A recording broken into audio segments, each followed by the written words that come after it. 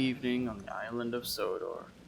A thick fog had rolled in and raindrops fell from the misty sky. Rebecca was backing down onto the evening local. Looking up at the dark sky, she hoped she could outpace the incoming storm.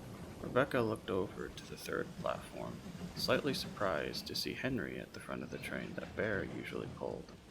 Evening, Henry. Henry glanced over. Evening, Rebecca. You seem a bit perplexed. Well, Bear does usually head the evening dinner train. It was a little surprising to see you at the front of his train. I see. Bear is in for his monthly cleanout. He should be back tomorrow. Before Rebecca could reply, Murdoch thundered past with the evening flight, a worried look upon his face. Driver tells me a storm is coming in from Irish Sea. I'd hate to be pulling such a train in this weather.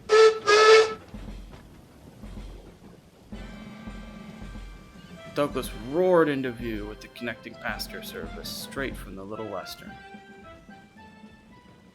Sorry I'm late.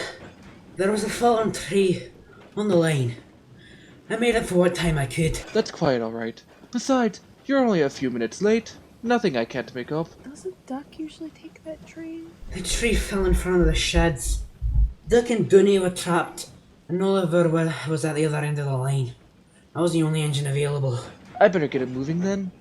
That storm is supposed to be heading this direction. I'd be careful if I were you, Rebecca. That storms ain't no joke.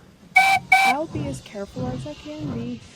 Rebecca set off into the now pouring rain and disappeared into the distance, leaving a rather concerned Douglas back at the platform.